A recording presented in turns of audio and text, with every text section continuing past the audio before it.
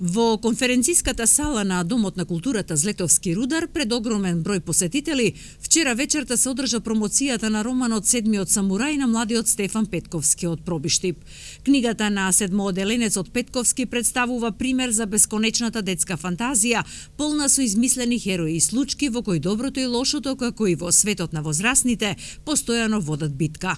Присутните во салата најпрвен ги поздрави директорката на Домот на културата Сандра Мијалковска, најкрејки ја среќата што Седмиот самурај на Стефан, најновата звезда во македонската литература за деца, своја промоција имаше токму во Пробиштипската културна установа. Рецензија на романот на Стефан со детален осврт за опишаната детска игра за книгата која ќе ја читаат и деца и возрастни, свој осврт даде професорката доцент на Универзитетот Гоце Делчев од Штип Марија Крстева. За Стефан како ученик кој од другите соученици се издвојува по тоа што одлично владее со убавиот пишан збор, најавувајќи го и второто книжевно дело на кое работи Петковски, зборуваше неговата наставничка по македонски јазик Сашка Миланова. Пред присутните се обрати и авторот Петковски, кој на свој детски јазик раскажа како настанало ова дело, а присутните имаа можност да слушнат и делови од книгата. По завршувањето на вчерашниот книжевен настан, промоцијата на книгата Седмиот самурај, младиот автор ги подпишуваше книгите кои присутните можеа да си ги купат во салата на Домот на културата. За телевизија Протел, видно возбуден, Стефан изјави: Супер, фантастично. Би им сакал да се заблагодарам на сите што дојдоа тука и ме поддржаа. Би им препорачал да прочитаат книгата, бидејќи е фикција, значи доста интересна. Кажува за вечната борба меѓу доброто и злото. И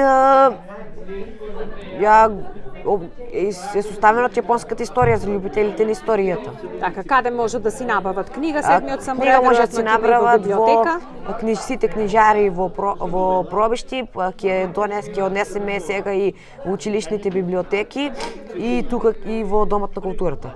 Рецензентот на Седмиот самурај, професорката од Универзитетот Гоце Делчев Марија Крстева за телевизија Протел изјави: За мене е навистина празник да можам да зборувам, да можам да дадам излагање за вакво дело.